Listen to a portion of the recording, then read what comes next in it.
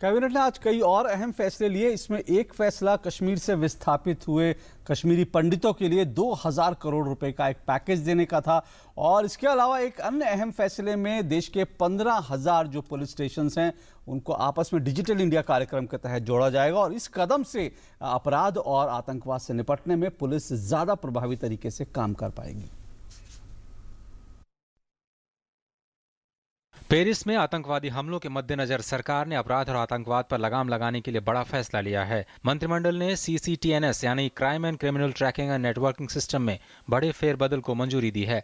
इसके तहत CCTNS के नेटवर्क से जुड़े तमाम थानों और कार्यालयों को आपराधिक न्याय प्रणाली के अन्य तंत्रों यानी ई-कोर्ट या फिर ई-जेल से जोड़ा जाएगा। डिजिटल इंडिया के अंतर्गत इस अभियान से न सिर्फ जानकारी साझा करने या फिर पेशी जैसे कामों में लगने वाले समय को बचाया जा सकेगा, बल्कि इससे स्मार्ट पुलिसिंग को भी बढ़ावा मिलेगा। 2000 करोड़ रुपए की लागत की इस परियोजना को मार्च 2017 तक पूरा करने का लक्ष्य है, जिसमें देश के 15,000 पुलिस थानों और अतिरिक्त 5,000 पुलिस अधिकारियों के कार्यालयों को देशव्यापी नेटवर्किंग तंत्र में लाया जाएगा।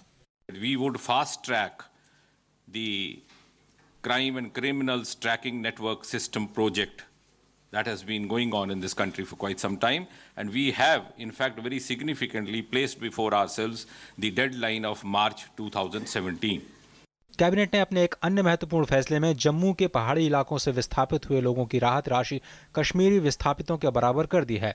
मंत्रिमंडल की बैठक में कश्मीरी पंडितों के पुनर्वास के लिए 2000 करोड़ रुपए खर्च करने का भी फैसला लिया गया है। कश्मीरी विस्थापितों को इसके अंतर्गत जम्मू कश्मीर राज्य सरकार की नौकरी के साथ साथ तात्कालिक तौर पर आवास देने की व्यवस्था की जाएगी। The honorarium to be paid to the Jammu migrants from hilly areas has been made at par with the Kashmiri Pandit migrants. Just to specify in 2 sentences, I would just say that